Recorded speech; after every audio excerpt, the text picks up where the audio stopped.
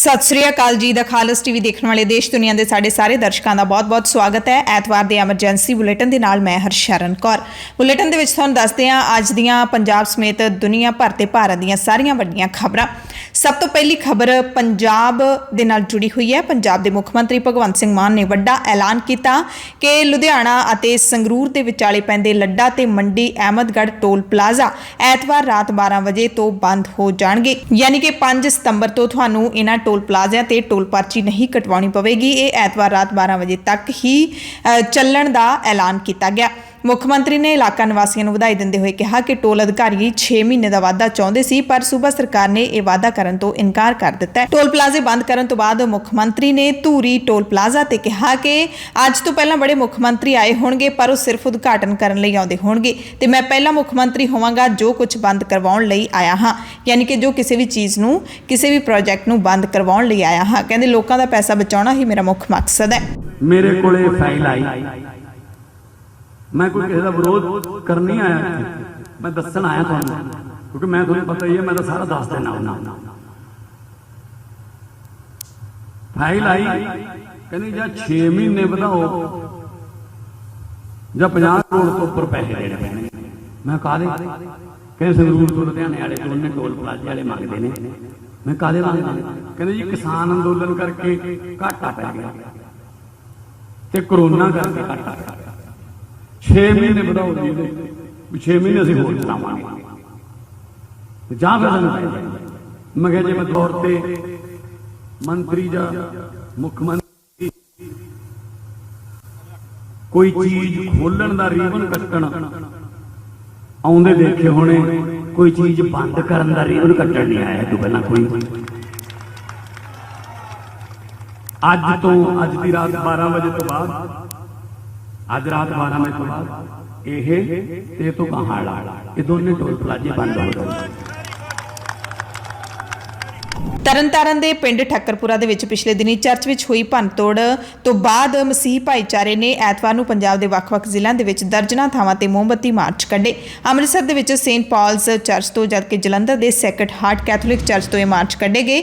ਮਸੀਹੀ ਮਹਾਸਭਾ ਦੇ ਪ੍ਰਧਾਨ ਤੇ bishop diocese of Amritsar CNI the most rev doctor PK Samanta Roy ਨੇ ਕਿਹਾ ਕਿ ਵੱਖ-ਵੱਖ ਮਸੀਹੀ ਸੰਪਰਦਾਵਾਂ ਦੇ ਸੰਬੰਧਿਤ ਚਰਚਾਂ ਵਿੱਚ ਕੈਂਡਲ ਲਾਈਟ ਪ੍ਰਾਰਥਨਾ ਸਭਾਵਾਂ ਆਯੋਜਿਤ ਕਰਨ ਦਾ ਫੈਸਲਾ ਇਸ ਹਫ਼ਤੇ MMS ਦੀ ਮੀਟਿੰਗ ਦੇ ਵਿੱਚ ਲਿਆ ਗਿਆ ਸੀ। ਮੋਮਬੱਤੀ ਮਾਰਚ ਤੋਂ ਬਾਅਦ ਉਹਨਾਂ ਕਿਹਾ ਕਿ ਪੰਜਾਬ ਦੇ ਵਿੱਚ ਮਸੀਹੀ ਭਾਈਚਾਰਾ ਅੰਤਰ ਧਾਰਮਿਕ ਤੇ ਸ਼ਾਂਤੀ ਨਿਰਮਾਣ ਦੇ ਯਤਨਾਂ ਵਿੱਚ ਗੰਭੀਰਤਾ ਦੇ ਨਾਲ ਸ਼ਾਮਿਲ ਰਿਹਾ ਹੈ। ਹੁਣ ਤੱਕ ਕਹਿੰਦੇ ਸਾਨੂੰ ਸਾਰੇ ਧਰਮਾਂ ਦੇ ਲੋਕਾਂ ਦੀ ਸੁਰੱਖਿਆ ਮਿਲਦੀ ਰਹੀ ਹੈ, ਪਰ ਇਹ ਸਾਡੇ ਲਈ ਬਹੁਤ ਦੁਖਦਾਈ ਤਜਰਬਾ ਹੈ ਕਿ ਸਾਡੇ ਉੱਤੇ ਲੋਕਾਂ ਦਾ ਸ਼ਕਤੀ ਅਤੇ ਗੁੰਮਰਾਹ ਕਰਕੇ ਧਰਮ ਪਰਿਵਰਤਨ ਕਰਨ ਦੇ ਪੂਰੀ ਤਰ੍ਹਾਂ ਬੇਬੁਨਿਆਦ ਦੋਸ਼ ਲਾ ਕੇ ਸਾਨੂੰ ਜ਼ੁਲਮ ਦਾ ਨਿਸ਼ਾਨਾ ਬਣਾਇਆ ਜਾ ਰਿਹਾ ਹੈ। ਯਾਨੀ ਕਿ ਉਹਨਾਂ ਨੇ ਇਸ ਗੱਲ ਤੋਂ ਇਨਕਾਰ ਕਰ ਦਿੱਤਾ ਕਿ ਸਾਡੇ ਧਰਮ ਦੇ ਲੋਕਾਂ ਦੇ ਵੱਲੋਂ, ਮਸੀਹੀ ਧਰਮ ਦੇ ਲੋਕਾਂ ਦੇ ਵੱਲੋਂ ਧੱਕੇ ਦੇ ਨਾਲ ਕਿਸੇ ਦੀ ਧਰਮ ਤਬਦੀਲੀ ਕਰਵਾਈ ਜਾ ਰਹੀ ਹੈ। ਬਿਸ਼ਪ ਸਮੰਤਾ ਰਾਏ ਨੇ ਸਰਕਾਰ ਨੂੰ ਅਪੀਲ ਕੀਤੀ ਕਿ ਸਾਰੇ ਧਾਰਮਿਕ ਭਾਈਚਾਰਿਆਂ ਵਿੱਚ ਸ਼ਾਂਤੀ ਤੇ ਸਦਭਾਵਨਾ ਬਣਾਈ ਰੱਖਣ ਦੇ ਲਈ ਲੋੜੀਂਦੇ ਕਦਮ ਚੁੱਕੇ ਜਾਣ। ਮਾਮਲੇ ਦੀ ਤੇਜ਼ੀ ਨਾਲ ਜਾਂਚ ਕਰਵਾਉਣ ਦੀ ਵੀ ਉਹਨਾਂ ਨੇ ਮੰਗ ਕੀਤੀ। ਸਵਰਾਜ ਪਾਰਟੀ ਦੇ ਮੋਢੀ ਅਤੇ ਸੰਯੁਕਤ ਕਿਸਾਨ ਮੋਰਚੇ ਦੇ ਲੀਡਰ ਯੋਗੇਂਦਰ ਯਾਦਵ ਨੇ ਮੋਰਚੇ ਤੋਂ ਅਸਤੀਫਾ ਦੇ ਦਿੱਤਾ ਹੈ। ਪਤਾ ਲੱਗਿਆ ਹੈ ਕਿ ਯੋਗੇਂਦਰ ਯਾਦਵ BJP ਦੇ ਖਿਲਾਫ ਦੇਸ਼ ਪੱਧਰੀ ਸਿਆਸੀ ਜੰਗ ਸ਼ੁਰੂ ਕਰਨਾ ਚਾਹੁੰਦੇ ਨੇ। ਇਹ ਜੰਗ ਦੇ ਲਈ ਉਹਨਾਂ ਨੂੰ ਸਿਆਸੀ ਤੌਰ ਤੇ ਜਾਂ ਤਾਂ ਕੋਈ ਪਾਰਟੀ ਬਣਾਉਣੀ ਪਵੇਗੀ ਜਾਂ ਫਿਰ ਉਹਨਾਂ ਨੂੰ ਕਿਸੇ ਪਾਰਟੀ ਦੇ ਨਾਲ ਗੱਠਜੋੜ ਕਰਨਾ ਪਵੇਗਾ। ਇਹ ਸਾਰੇ ਕਾਰਨ ਦੱਸਦੇ ਹੋਏ ਯੋਗੇਂਦਰ ਯਾਦਵ ਨੇ ਅੱਜ ਸੰਯੁਕਤ ਕਿਸਾਨ ਮੋਰਚੇ ਦੀ ਦਿੱਲੀ ਵਿੱਚ ਹੋ ਰਹੀ ਮੀਟਿੰਗ ਦੇ ਵਿੱਚ ਅਸਤੀਫਾ ਸੌਂਪ ਦਿੱਤਾ, ਜਿਸ ਨੂੰ ਸੰਯੁਕਤ ਕਿਸਾਨ ਮੋਰਚੇ ਨੇ ਪ੍ਰਵਾਨ ਕਰ ਲਿਆ। ਯੋਗੇਂਦਰ ਯਾਦਵ ਦੇ ਅਸਤੀਫੇ ਦੇ ਨਾਲ ਸੰਬੰਧਿਤ ਹੋਰ ਜਾਣਕਾਰੀ ਦੇ ਲਈ ਅਸੀਂ ਪੰਜਾਬ ਤੋਂ SKM ਦੇ ਵਿੱਚ ਸ਼ਾਮਿਲ ਭਾਰਤੀ ਕਿਸਾਨ ਯੂਨੀਅਨ ਏਕਤਾ ਡਕੌਂਦਾ ਦੇ ਲੀਡਰ ਜਗਮੋਹਨ ਸਿੰਘ ਦੇ ਨਾਲ ਗੱਲਬਾਤ ਕੀਤੀ ਹੈ। ਉਹਦੇ ਚ ਉਹਨਾਂ ਨੇ ਅਸਤੀਫਾ ਦਿੱਤਾ ਸੀ, ਤਾਂ ਉਹ ਅਸਤੀਫੇ ਚ ਕਰ ਲਿਖਿਆ ਉਹਨਾਂ ਨੇ ਕਿ ਜੋ ਇਸ ਵੇਲੇ ਮਾਹੌਲ ਆ ਇੰਡੀਆ ਦੇ ਵਿੱਚ ਜੀ, ਸਾਰੇ ਪੱਖਾਂ ਤੋਂ ਮੌਜੂਦਾ ਹਾਕਮ ਪਾਰਟੀ ਜਿਹੜੀ ਖਾਸ ਤੌਰ ਤੇ BJP ਦਾ ਨਾਮ ਲਿਆ, ਪਰ ਜਿਹੜੀ current ruling party all India level ਤੇ ਜੀ, ਉਹਦਾ ਮਤਲਬ ਜਿਹੜਾ ਰਵੱਈਆ ਹੈ ਉਹ ਸਾਰੀਆਂ ਕਲਾਸਿਸ ਜਿਹੜੀਆਂ ਨੇ ਉਹ ਸਾਰਿਆਂ ਪ੍ਰਤੀ, ਮਿਨੋਰਟੀ ਪ੍ਰਤੀ, ਹੋਰ ਮਤਲਬ ਮਜ਼ਦੂਰਾਂ ਪ੍ਰਤੀ, ਬੇਰੁਜ਼ਗਾਰਾਂ ਪ੍ਰਤੀ ਬਹੁਤ ਮਾੜਾ ਹੈ। ਮੈਂ ਸਿੱਧੇ ਮਤਲਬ ਪੋਲੀਟੀਕਲੀ ਕੋਈ ਨਾ ਕੋਈ ਐਕਟੀਵਿਟੀ ਕਰਨਾ ਚਾਹੁੰਦਾ ਸਵਰਾਜ ਇੰਡੀਆ ਵੱਲੋਂ, ਤਾਂ ਜੋ ਉਹਨੂੰ ਆਉਣ ਵਾਲੇ 24 ਦੀਆਂ ਇਲੈਕਸ਼ਨ ਚ ਮਤਲਬ ਨੁਕਸਾਨ ਪਹੁੰਚਾਇਆ ਜਾਵੇ। ਤਾਂ ਸੰਯੁਕਤ ਕਿਸਾਨ ਮੋਰਚਾ ਜਿਹੜਾ ਉਸ ਗੱਲ ਦੀ ਇਜਾਜ਼ਤ ਨਹੀਂ ਦਿੰਦਾ, ਚੰਗਾ ਨਹੀਂ ਗਾ ਵੀ ਉਹਦੇ ਵੱਲੋਂ ਕੀਤਾ ਜਾਵੇ। ਇਸ ਕਰਕੇ ਮੈਂ ਬਾਰਾਏ ਮਿਹਰਬਾਨੀ ਮੇਰਾ ਮਨਜ਼ੂਰ ਕਰ ਲਿਆ ਜਾਵੇ ਤੇ ਸਾਡੇ ਸੰਗਠਨ ਦਾ ਕੋਈ ਹੋਰ ਬੰਦਾ ਮੇਰੀ ਥਾਂ ਤੇ ਕਾਊਂਟ ਕਰ ਲਿਆ ਜਾਵੇ। ਠੀਕ ਹੈ, ਇਹਨੂੰ ਮਤਲਬ ਸਰਬਸੰਮਤੀ ਨਾਲ ਅਸੀਂ ਪ੍ਰਵਾਨ ਕਰ ਲਿਆ। ਅਗਲੇ ਦੀ ਮਰਜ਼ੀ ਹੈ ਕਿੱਥੇ ਕਿਸ ਕੰਮ ਕਰਨਾ, ਕਿਹੜਾ ਕੰਮ ਕਰਨਾ, ਉਹ ਤਾਂ ਅਗਲੇ ਦੀ ਮਨ ਮਰਜ਼ੀ ਹੈ ਨਾ। ਕਿਸਾਨ leader Jagmohan Singh all India ਕਿਸਾਨ ਸੰਘਰਸ਼ ਕੋਆਰਡੀਨੇਸ਼ਨ ਕਮੇਟੀ ਦੇ ਵੀ ਮੈਂਬਰ ਨੇ ਤੇ ਯਾਦਵ ਦੇ ਅਸਤੀਫੇ ਤੋਂ ਬਾਅਦ ਜ਼ਾਹਿਰ ਤੌਰ ਤੇ ਇਹ ਸਵਾਲ ਜ਼ਰੂਰ ਉੱਠ ਰਹੇ ਨੇ ਕਿ ਯੋਗੇਂਦਰ ਯਾਦਵ ਨੇ ਲੰਬਾ ਸਮਾਂ ਸੰਯੁਕਤ ਕਿਸਾਨ ਮੋਰਚਾ, ਜਿਸ ਨੇ ਵਿਸ਼ਵ ਪੱਧਰ ਤੇ ਪ੍ਰਸਿੱਧੀ ਹਾਸਲ ਕੀਤੀ, ਵਿਸ਼ਵ ਪੱਧਰ ਤੇ ਇਹ ਮੋਰਚਾ, ਇਹ ਸੰਘਰਸ਼ ਕਿਸਾਨਾਂ ਦਾ ਚਰਚਾ ਦਾ ਕੇਂਦਰ ਬਣਿਆ ਤੇ ਪੂਰੀ ਦੁਨੀਆ ਦੀਆਂ ਨਜ਼ਰਾਂ ਇਸ ਸੰਘਰਸ਼ ਤੇ ਹੋਣ ਕਰਕੇ ਮੋਰਚੇ ਦੇ ਸਾਰੇ ਲੀਡਰਾਂ ਨੂੰ ਵਿਸ਼ਵ ਪੱਧਰੀ ਪਛਾਣ ਮਿਲੀ ਹੈ ਤੇ ਇੰਨੀ ਵੱਡੀ ਪਛਾਣ ਹਾਸਲ ਕਰਨ ਤੋਂ ਬਾਅਦ ਯੋਗੇਂਦਰ ਯਾਦਵ ਦਾ ਸੰਯੁਕਤ ਕਿਸਾਨ ਮੋਰਚੇ ਨੂੰ ਛੱਡ ਕੇ ਫੇਰ ਤੋਂ ਸਿਆਸੀ ਜੰਗ ਦੇ ਲਈ ਚਲੇ ਜਾਣਾ ਵੱਡੇ ਸਵਾਲ ਖੜੇ ਕਰਦਾ ਹੈ ਕਿ ਆਖਿਰਕਾਰ ਉਹਨਾਂ ਦਾ ਕਿਸਾਨ ਮੋਰਚੇ ਦੇ ਵਿੱਚ ਸ਼ਾਮਲ ਹੋਣ ਦਾ ਮਕਸਦ ਕੀ ਸੀ। ਕੈਨੇਡਾ ਨੇ ਆਪਣੇ ਮੁਲਕ ਦੇ ਵਿੱਚ ਵਸਣ ਦੇ ਚਾਹਵਾਨ ਲੋਕਾਂ ਦੇ ਲਈ ਇੱਕ ਵਾਰੀ ਫੇਰ ਰਾਹਤ ਭਰਿਆ ਸੁਨੇਹਾ ਭੇਜਿਆ ਹੈ। ਜਸਟਿਨ ਟਰੂਡੋ ਦੀ ਸਰਕਾਰ ਨੇ ਮੁਲਕ ਦੇ ਵਿੱਚ ਗੈਰ ਕਾਨੂੰਨੀ ਤੌਰ ਤੇ ਰਹਿ ਰਹੇ 5 ਲੱਖ ਪ੍ਰਵਾਸੀਆਂ ਨੂੰ ਪੱਕਾ ਕਰਨ ਦੀ ਯੋਜਨਾ ਉਲੀਕੀ ਹੈ। ਇਹ 5 ਲੱਖ ਲੋਕ ਖੇਤਾਂ ਵਿੱਚ ਕੰਸਟਰਕਸ਼ਨ ਬਿਜ਼ਨਸ ਜਾਂ ਫਿਰ ਸਾਫ਼ ਸਫਾਈ ਦਾ ਕੰਮਕਾਰ ਕਰਦੇ ਨੇ। ਲੰਬੇ ਸਮੇਂ ਤੋਂ ਕੈਨੇਡਾ ਵਿੱਚ ਰਹਿ ਰਹੇ ਨੇ ਪਰ ਇਹਨਾਂ ਕੋਲ ਕੋਈ ਕਾਨੂੰਨੀ ਮਨਜ਼ੂਰੀ ਨਹੀਂ ਹੈ। ਹੁਣ ਟਰੂਡੋ ਸਰਕਾਰ ਨੇ ਆਖਿਰਕਾਰ ਇਹਨਾਂ ਨੂੰ ਪੱਕਾ ਕਰਨ ਦਾ ਮਨ ਬਣਾ ਲਿਆ ਤੇ ਨੀਤੀ ਛੇਤੀ ਹੀ ਲਾਗੂ ਹੋ ਸਕਦੀ ਹੈ। ਪੰਜਾਬ ਕਾਂਗਰਸ ਦੇ ਪ੍ਰਧਾਨ ਅਮਰਿੰਦਰ ਸਿੰਘ ਰਾਜਾ ਵੜਿੰਗ ਅਤੇ ਕਾਂਗਰਸ ਦੇ ਸੀਨੀਅਰ ਲੀਡਰ ਤੇ ਐਮਐਲਏ ਸੁਖਪਾਲ ਸਿੰਘ ਖਹਿਰਾ ਖਿਲਾਫ ਆਪਣੇ ਸੋਸ਼ਲ ਮੀਡੀਆ ਅਕਾਊਂਟ ਤੇ ਆਮ ਆਦਮੀ ਪਾਰਟੀ ਦੀ ਇੱਕ ਫਰਜ਼ੀ ਲਿਸਟ ਸਾਂਝੀ ਕਰਨ ਦੇ ਬਦਲੇ ਮੋਹਾਲੀ ਦੇ ਫੇਸ 1 ਦੇ ਵਿੱਚ ਥਾਣੇ ਦੇ ਵਿੱਚ ਜਿਹੜਾ ਮਾਮਲਾ ਦਰਜ ਕੀਤਾ ਗਿਆ ਹੈ ਉਸ ਨੂੰ ਲੈ ਕੇ ਹੁਣ ਸਿਆਸਤ ਭਖ ਗਈ ਹੈ। ਸੁਖਪਾਲ ਖਹਿਰਾ ਨੇ ਸਵਾਲ ਚੁੱਕਦਿਆਂ ਕਿਹਾ ਕਿ ਆਮ ਆਦਮੀ ਪਾਰਟੀ ਦੇ ਅੰਕਿਤ ਸਕਸੈਨਾ ਨੇ ਇਹ ਲਿਸਟ ਸਾਂਝੀ ਕੀਤੀ ਸੀ, ਜਿਹਦੇ ਕਰਕੇ ਸਾਡੇ ਖਿਲਾਫ ਹੁਣ ਐਫਆਈਆਰ ਦਰਜ ਕਰ ਲਈ। ਜੇ ਕਹਿੰਦੇ ਅੰਕਿਤ ਸਕਸੈਨਾ ਦੀ ਆਈਡੀ ਨਕਲੀ ਹੈ ਤਾਂ ਪੁਲਿਸ ਨੇ ਐਫਆਈਆਰ ਦਰਜ ਕਿਉਂ ਨਹੀਂ ਕੀਤੀ? ਅਸੀਂ ਕਿਵੇਂ ਜਾਣ ਸਕਦੇ ਹਾਂ ਕਿ ਇਹਨਾਂ ਦੀ ਆਈਡੀ ਅਸਲੀ ਹੈ ਜਾਂ ਫਿਰ ਨਕਲੀ ਹੈ? ਅੰਕਿਤ ਸਕਸੈਨਾ ਆਮ ਆਦਮੀ ਪਾਰਟੀ ਦੇ ਆਈਟੀ ਵਿੰਗ ਦਾ ਮੁਲਾਜ਼ਮ ਦੱਸਿਆ ਜਾਂਦਾ ਹੈ। ਬੀਜੇਪੀ ਨੇ ਕਹਿੰਦੇ ਇਹ ਪੋਸਟ ਸਾਂਝਾ ਕੀਤਾ ਸੀ ਪਰ ਉਹਨਾਂ ਖਿਲਾਫ ਤਾਂ ਕੋਈ ਕਾਰਵਾਈ ਨਹੀਂ ਕੀਤੀ ਗਈ। ਸਾਰੀਆਂ ਪਾਰਟੀਆਂ ਨੇ, ਬੀਜੇਪੀ ਨੇ ਵੀ ਉਸ ਪੋਸਟ ਨੂੰ ਚੱਕ ਕੇ ਇਹ ਪੁੱਛਿਆ ਭਗਵੰਤ ਮਾਨ ਨੂੰ ਕਿ ਕੀ ਪੰਜਾਬ ਦਾ ਮੁੱਖ ਮੰਤਰੀ ਭਗਵੰਤ ਸਿੰਘ ਮਾਨ ਤੁਸੀਂ ਆ? ਕੋਈ ਜਿਹੜੇ ਚੇਅਰਮੈਨ ਲਾਏ ਜਾ ਰਹੇ ਨੇ ਉਹ ਅਰਵਿੰਦ ਕੇਜਰੀਵਾਲ ਵੱਲੋਂ ਲਾਏ ਜਾ ਰਹੇ ਨੇ। ਉਸ ਪੋਸਟ ਨੂੰ ਟਵੀਟ ਕੀਤਾ ਰਾਜਾ ਵੜਿੰਗ ਜਿਹੜੇ ਸਾਡੇ ਪ੍ਰੈਜ਼ੀਡੈਂਟ ਨੇ ਪੰਜਾਬ ਪ੍ਰਦੇਸ਼ ਕਾਂਗਰਸ ਦੇ, ਔਰ ਉਸੇ ਹੀ ਪੋਸਟ ਨੂੰ ਮੈਂ ਵੀ ਟਵੀਟ ਕੀਤਾ ਇਹੀ ਸਵਾਲ ਪੁੱਛ ਕੇ ਕਿ ਕੀ ਭਗਵੰਤ ਮਾਨ ਤੁਸੀਂ ਆਪਣੀਆਂ ਤਾਕਤਾਂ ਸਾਰੀਆਂ ਅਰਵਿੰਦ ਕੇਜਰੀਵਾਲ ਨੂੰ ਸਰੈਂਡਰ ਕਰਤੀਆਂ ਕਿ ਜਿਹੜੇ ਪੰਜਾਬ ਸਰਕਾਰ ਦੇ ਚੇਅਰਮੈਨ ਲਾਏ ਜਾ ਰਹੇ ਨੇ, ਜਿੱਦਾਂ ਫਾਰਮਰਸ ਕਮਿਸ਼ਨ ਦਾ ਚੇਅਰਮੈਨ ਹੈ, ਕੀ ਹੁਣ ਉਹ ਅਰਵਿੰਦ ਕੇਜਰੀਵਾਲ ਲਾਊਗਾ ਪੰਜਾਬ ਨੂੰ, ਚਲਾਊਗਾ ਪੰਜਾਬ ਨੂੰ? ਔਰ ਇਹ ਅਸੀਂ ਸੋਸ਼ਲ ਮੀਡੀਆ ਤੇ ਜਿਹੜੀ ਸਰਕੂਲੇਟ ਹੋ ਰਹੀ ਸੀ ਪੋਸਟ ਨੂੰ ਸਿਰਫ ਟਵੀਟ ਕੀਤਾ, ਉਹਨੂੰ ਫੇਸਬੁੱਕ ਤੇ ਵੀ ਨਹੀਂ ਪਾਇਆ ਸੀਗਾ, ਕੱਲਾ ਟਵਿੱਟਰ ਤੇ ਸੀਗਾ। ਤੇ ਕੱਲ ਰਾਤ ਪਤਾ ਲੱਗਿਆ ਕਿ ਵੋਕਰ ਪਾਰਟੀ ਨੇ ਦਬਾਅ ਪਾ ਕੇ ਪੁਲਿਸ ਤੇ ਸਾਡੇ ਦੋਨਾਂ ਦੇ ਉੱਤੇ ਐਫਆਈਆਰ ਦਰਜ ਕਰਤੀ, ਬੀਜੇਪੀ ਛੱਡ ਦਿੱਤੀ ਵਿੱਚੋਂ। ਇਹ ਹੁਣ ਆਪੇ ਤੁਸੀਂ ਸਮਝ ਜਾਓਗੇ ਕਿ ਬੀਜੇਪੀ ਨੂੰ ਕਿਉਂ ਛੱਡਿਆ। ਜਾਂ ਤਾਂ ਬੀਜੇਪੀ ਤੋਂ ਡਰਦੇ ਨੇ ਇਹ ਵੋਕਰ ਪਾਰਟੀ, ਤੇ ਜਾਂ ਫਿਰ ਬੀਜੇਪੀ ਦੇ ਨਾਲ ਰਲ ਕੇ ਤੇ ਗੇਮ ਚੱਲ ਰਹੀ ਆ। ਬੀਜੇਪੀ ਦੀ ਬੀ ਟੀਮ ਵਜੋਂ ਕੰਮ ਕਰ ਰਹੇ ਨੇ ਪੰਜਾਬ ਦੇ ਵਿੱਚ ਕਿ ਤੁਸੀਂ ਡਰਾਓ ਵਿਰੋਧੀ ਪਾਰਟੀਆਂ ਨੂੰ, ਖਾਸ ਤੌਰ ਤੇ ਕਾਂਗਰਸ ਵਾਲਿਆਂ ਨੂੰ ਡਰਾਓ ਤਾਂ ਕਿ ਉਹ ਸਾਡੀ ਝੋਲੀ ਵਿੱਚ ਡਿੱਗ ਜਾਣ। ਅੱਗੇ ਕੁਝ ਲੋਕ ਨੇ ਜਿਹੜੇ ਕੁਝ ਲੀਡਰ ਸਾਡੇ ਪੰਜਾਬ ਦੇ ਨੇ ਜਿਹੜੇ ਬੀਜੇਪੀ ਦੀ ਝੋਲੀ ਵਿੱਚ ਜਾ ਕੇ ਡਿੱਗੇ ਨੇ। ਕਿਉਂ ਡਰ ਜਾਾਂਗੇ ਅਸੀਂ? ਜਿੰਨੇ ਮਰਜ਼ੀ ਪਰਚੇ ਦਰਜ ਕਰੋ, ਇਹਦੇ ਨਾਲ ਵੱਧ ਕਰਕੇ ਦੇਖੋ ਅਸੀਂ ਪੰਜਾਬ ਦੇ ਲੋਕਾਂ ਦੇ ਨਾਲ ਖੜੇ ਆ, ਉਹਨਾਂ ਦੇ ਹੱਕ ਦੀ ਗੱਲ ਕਰਾਂਗੇ, ਉਹਨਾਂ ਦੇ ਹੱਕ ਦੀ ਗੱਲ ਲੜਦੇ ਰਵਾਂਗੇ। ਗੁਰੂ ਗ੍ਰੰਥ ਸਾਹਿਬ ਦੀ ਬੇਅਦਬੀ ਦੀ ਲੜਾਈ ਜਾਰੀ ਰਹੇਗੀ, ਕਿਸਾਨਾਂ ਦੀ ਆਤਮ ਹੱਤਿਆ ਦਾ ਮੁੱਦਾ ਜਾਰੀ ਰਹੇਗਾ। ਲਮਜ਼ੀ ਸਕਿਨ ਡਿਜ਼ੀਜ਼ ਜਿਹਦੇ ਨਾਲ ਲਗਭਗ 1 ਲੱਖ ਸਾਡਾ ਪਸ਼ੂ ਮਰ ਗਿਆ ਪੰਜਾਬ ਦੇ ਵਿੱਚ, ਤੁਸੀਂ ਕੁਝ ਵੀ ਨਹੀਂ ਕਰ ਸਕੇ। ਇਸੇ ਤਰ੍ਹਾਂ ਪੰਜਾਬ ਵਿਧਾਨ ਸਭਾ ਦੇ ਵਿੱਚ ਵਿਰੋਧੀ ਧਿਰ ਦੇ ਲੀਡਰ ਪ੍ਰਤਾਪ ਸਿੰਘ ਬਾਜਵਾ ਨੇ ਵੀ ਟਵੀਟ ਕਰਕੇ ਕਿਹਾ ਕਿ ਰਾਜਾ ਵੜਿੰਗ ਅਤੇ ਖਹਿਰਾ ਦੇ ਖਿਲਾਫ ਜੋ ਪਰਚਾ ਦਰਜ ਹੋਇਆ ਮੈਂ ਉਸ ਦੀ ਨਿੰਦਾ ਕਰਦਾ ਹਾਂ। ਅਰਵਿੰਦ ਕੇਜਰੀਵਾਲ ਨੂੰ ਪਤਾ ਹੋਣਾ ਚਾਹੀਦਾ ਕਿ ਸ਼ੀਸ਼ੇ ਦੇ ਘਰਾਂ 'ਚ ਰਹਿਣ ਵਾਲੇ ਲੋਕਾਂ ਨੂੰ ਦੂਸਰਿਆਂ ਤੇ ਪੱਥਰ ਨਹੀਂ ਸੁੱਟਣੇ ਚਾਹੀਦੇ। ਕਾਂਗਰਸ ਵਿਧਾਇਕ ਸੰਦੀਪ ਜਾਖੜ ਨੇ ਵੀ ਇਸ ਸਾਰੀ ਕਾਰਵਾਈ ਨੂੰ ਘੋਰ ਸਿਆਸੀ ਬਦਲਾਖੋਰੀ ਦੱਸਦਿਆਂ ਇਸ ਦੀ ਨਿੰਦਾ ਕੀਤੀ ਹੈ। ਉਹਨਾਂ ਨੇ ਕਿਹਾ ਕਿ ਅੱਜ ਰਾਜਾ ਬਰਾੜ ਤੇ ਸੁਖਪਾਲ ਖਹਿਰਾ ਨੇ, ਕੱਲ ਨੂੰ ਕਿਸੇ ਹੋਰ ਦੀ ਵੀ ਵਾਰੀ ਆ ਸਕਦੀ ਹੈ। ਵਿਧਾਇਕ ਪ੍ਰਗਟ ਸਿੰਘ ਨੇ ਵੀ ਆਮ ਆਦਮੀ ਪਾਰਟੀ ਦੀ ਇਸ ਕਾਰਵਾਈ ਤੇ ਸਵਾਲ ਚੁੱਕੇ ਨੇ। ਦਰਅਸਲ ਆਮ ਆਦਮੀ ਪਾਰਟੀ ਨੇ ਦਾਅਵਾ ਕੀਤਾ ਕਿ ਉਹਨਾਂ ਨੇ ਅਜਿਹੀ ਕੋਈ ਸੂਚੀ ਜਾਰੀ ਨਹੀਂ ਕੀਤੀ ਜੋ ਕਿ ਬੋਰਡਾਂ ਤੇ ਕਾਰਪੋਰੇਸ਼ਨਾਂ ਦੇ ਚੇਅਰਮੈਨਾਂ ਦੀ ਨਿਯੁਕਤੀ ਕਰਦੀ ਹੋਵੇ ਤੇ ਜਿਸ ਤੇ ਅਰਵਿੰਦ ਕੇਜਰੀਵਾਲ ਦੇ ਦਸਤਖਤ ਹੋਣ। ਦਰਅਸਲ ਸੁਖਪਾਲ ਖਹਿਰਾ ਨੇ ਅੰਕਿਤ ਸਕਸੈਨਾ ਦੀ ਟਵੀਟ ਨੂੰ ਆਧਾਰ ਬਣਾ ਕੇ ਆਮ ਆਦਮੀ ਪਾਰਟੀ ਤੇ ਸਵਾਲ ਚੁੱਕੇ ਸਨ, ਜਿਸ ਤੋਂ ਬਾਅਦ ਮੋਹਾਲੀ ਤੋਂ ਪਾਰਟੀ ਦੀ ਮਹਿਲਾ ਲੀਡਰ ਪ੍ਰਭਜੋਤ ਕੌਰ ਦੀ ਸ਼ਿਕਾਇਤ ਤੇ ਥਾਣੇ ਦੇ ਵਿੱਚ ਕੇਸ ਦਰਜ ਹੋਇਆ ਹੈ। ਮੁੱਖ ਮੰਤਰੀ ਭਗਵੰਤ ਸਿੰਘ ਮਾਨ ਦੀ ਸਰਕਾਰ ਨੇ ਦਾਅਵਾ ਕੀਤਾ ਹੈ ਕਿ ਉਹਨਾਂ ਨੇ 1 ਅਪ੍ਰੈਲ ਤੋਂ ਲੈ ਕੇ ਹੁਣ ਤੱਕ 5 ਮਹੀਨਿਆਂ ਦੇ ਵਿੱਚ 48 ਵਿਭਾਗਾਂ ਵਿੱਚ 17,313 ਸਰਕਾਰੀ ਨੌਕਰੀਆਂ ਪੰਜਾਬ ਦੇ ਨੌਜਵਾਨਾਂ ਨੂੰ ਦੇ ਦਿੱਤੀਆਂ ਨੇ। ਸਭ ਤੋਂ ਵੱਡੀ ਭਰਤੀ ਸਕੂਲੀ ਸਿੱਖਿਆ ਵਿਭਾਗ ਦੇ ਵਿੱਚ ਹੋਈ ਹੈ। 4662 DPIE ਟੀਚਰ ਭਰਤੀ ਕੀਤੇ ਗਏ ਨੇ। ਇਸ ਤਰ੍ਹਾਂ ਪੁਲਿਸ ਵਿਭਾਗ ਵਿੱਚ 4374 ਨੌਕਰੀਆਂ, ਲੋਕਲ ਬਾਡੀ ਵਿਭਾਗ ਦੇ MC ਵਿੱਚ 3600, ਮਾਲ ਵਿਭਾਗ ਵਿੱਚ 1091, ਬਿਜਲੀ ਵਿਭਾਗ ਵਿੱਚ 1097, ਮੈਡੀਕਲ ਸਿੱਖਿਆ ਵਿੱਚ 697, ਸਿਹਤ ਵਿਭਾਗ ਦੇ ਵਿੱਚ 520 ਨੌਕਰੀਆਂ ਦਿੱਤੇ ਜਾਣ ਦਾ ਸਰਕਾਰ ਨੇ ਦਾਅਵਾ ਕੀਤਾ ਹੈ। ਹਰਿਆਣਾ ਸਿੱਖ ਗੁਰਦੁਆਰਾ ਮੈਨੇਜਮੈਂਟ ਕਮੇਟੀ ਦੇ ਪ੍ਰਧਾਨ ਬਲਜੀਤ ਸਿੰਘ ਦਾਦੂਵਾਲ ਨੇ ਮੁੱਖ ਮੰਤਰੀ ਭਗਵੰਤ ਸਿੰਘ ਮਾਨ ਦੇ ਉਸ ਫੈਸਲੇ ਦਾ ਸਵਾਗਤ ਕੀਤਾ ਹੈ ਜਿਸ ਰਾਹੀਂ ਉਹਨਾਂ ਨੇ ਪੰਜਾਬ ਦੇ ਵਿੱਚ ਧੰਨ ਧੰਨ ਸ੍ਰੀ ਗੁਰੂ ਗ੍ਰੰਥ ਸਾਹਿਬ ਜੀ ਦੇ ਪਾਵਨ ਸਰੂਪ ਲਿਜਾਣ ਵਾਲੀਆਂ ਪਾਲਕੀ ਸਾਹਿਬ ਵਾਲੇ ਹਰੇਕ ਵਾਹਨ ਨੂੰ ਟੈਕਸ ਫ੍ਰੀ ਕਰਨ ਦਾ ਐਲਾਨ ਕੀਤਾ ਹੈ। ਦਾਦੂਵਾਲ ਨੇ ਕਿਹਾ ਕਿ ਮੁੱਖ ਮੰਤਰੀ ਪੰਜਾਬ ਭਗਵੰਤ ਸਿੰਘ ਮਾਨ ਦੇ ਸ਼ਲਾਘਾਯੋਗ ਫੈਸਲੇ ਦਾ ਅਸੀਂ ਸਵਾਗਤ ਕਰਦੇ ਹਾਂ। ਪੰਜਾਬ ਦੇ ਫਿਰੋਜ਼ਪੁਰ ਜ਼ਿਲ੍ਹੇ ਦੇ ਵਿੱਚ ਕਾਰ ਦੀ ਡਿਲੀਵਰੀ ਦੇ ਬਦਲੇ 13,000 ਰੁਪਏ ਦੀ ਰਿਸ਼ਵਤ ਲੈਣ ਵਾਲੇ ਸਹਾਇਕ ਸਬ ਇੰਸਪੈਕਟਰ ਬਲਵਿੰਦਰ ਸਿੰਘ ਨੂੰ ਸਸਪੈਂਡ ਕਰ ਦਿੱਤਾ ਗਿਆ। ASI ਫਿਰੋਜ਼ਪੁਰ ਦੇ ਥਾਣਾ ਮੱਲਾਂਵਾਲਾ ਦੇ ਵਿੱਚ ਤੈਨਾਤ ਹੈ। ਲੜਾਈ ਝਗੜੇ ਦੇ ਮਾਮਲੇ ਵਿੱਚ ਉਸਨੇ ਰਿਸ਼ਵਤ ਕਾਰ ਦੀ ਡਿਲੀਵਰੀ ਦੇ ਬਦਲੇ ਮੰਗੀ ਸੀ। ਰਿਸ਼ਵਤ ਦੇਣ ਵਾਲੇ ਨੇ ਸਟਿੰਗ ਆਪਰੇਸ਼ਨ ਕਰਦੇ ਹੋਏ ASI ਦੀ ਵੀਡੀਓ ਬਣਾ ਲਈ। ਹੁਣ ਇਸ ਵੀਡੀਓ ਨੂੰ ਸਾਹਮਣੇ ਆਉਣ ਤੋਂ ਬਾਅਦ ASI ਨੂੰ ਸਸਪੈਂਡ ਕੀਤਾ ਗਿਆ। ਵਿਭਾਗੀ ਜਾਂਚ ਵੀ ਸ਼ੁਰੂ ਕਰ ਦਿੱਤੀ ਗਈ ਹੈ। ਹਰਿਆਣਾ ਦੇ ਕੁਰੂਕਸ਼ੇਤਰ ਦੇ ਵਿੱਚ ਪੰਜਾਬ ਦੇ ਸਿੱਖ ਪਰਿਵਾਰ ਤੇ ਹਮਲਾ ਹੋਣ ਦੀ ਖਬਰ ਮਿਲੀ ਹੈ। ਅੰਬਾਲਾ ਹਿਸਾਰ ਰੋਡ ਤੇ ਨੀਲਕੰਠ ਢਾਬੇ ਤੇ ਸਿੱਖ ਪਰਿਵਾਰ ਤੇ ਹਮਲਾ ਹੋਇਆ ਹੈ। ਕੇਸ ਤੇ ਦਸਤਾਰ ਦੇ ਨਾਲ ਬੇਅਦਬੀ ਵੀ ਕੀਤੀ ਗਈ ਹੈ। ਸਿੱਖ ਪਰਿਵਾਰ ਦੇ ਮੈਂਬਰ ਨੂੰ ਜ਼ਖਮੀ ਅਵਸਥਾ ਵਿੱਚ LNJP ਹਸਪਤਾਲ ਦੇ ਵਿੱਚ ਦਾਖਲ ਕਰਵਾਇਆ ਗਿਆ। ਪਰਿਵਾਰ ਦੇ ਦੱਸਣ ਦੇ ਮੁਤਾਬਿਕ ਹਜ਼ੂਰ ਸਾਹਿਬ ਤੋਂ ਯਾਤਰਾ ਕਰਕੇ ਵਾਪਸ ਮੋਹਾਲੀ ਆਪਣੇ ਘਰੇ ਜਾ ਰਹੇ ਸੀ। ਰਾਹ ਵਿੱਚ ਨੀਲਕੰਠ ਢਾਬੇ ਤੇ ਨਾਸ਼ਤਾ ਕਰਨ ਦੇ ਲਈ ਰੁਕੇ। ਨਾਸ਼ਤਾ ਆਇਆ ਤਾਂ ਪਰੌਂਠਿਆਂ ਦੇ ਵਿੱਚੋਂ ਬਦਬੂ ਆ ਰਹੀ ਸੀ। ਉਹਨਾਂ ਨੇ ਦੱਸਿਆ ਕਿ ਅਸੀਂ ਢਾਬੇ ਦੇ ਮੁਲਾਜ਼ਮਾਂ ਨੂੰ ਕਿਹਾ ਕਿ ਆਟਾ ਖਰਾਬ ਲੱਗਦਾ। ਇਸ ਤੇ ਉਹਨਾਂ ਨੇ ਕੋਈ ਗਲਤ ਟਿੱਪਣੀ ਸਿੱਖ ਪਰਿਵਾਰ ਤੇ ਕੀਤੀ। ਉਸ ਤੋਂ ਬਾਅਦ ਤੈਸ਼ ਵਿੱਚ ਆ ਕੇ ਸਿੱਖ ਪਰਿਵਾਰ ਨੂੰ ਮਾਰਨਾ ਹੀ ਸ਼ੁਰੂ ਕਰ ਦਿੱਤਾ। ਤਸਵੀਰਾਂ ਦੇ ਵਿੱਚ ਕੁੱਟਮਾਰ ਦੀ ਘਟਨਾ ਦੇਖੀ ਜਾ ਸਕਦੀ ਹੈ।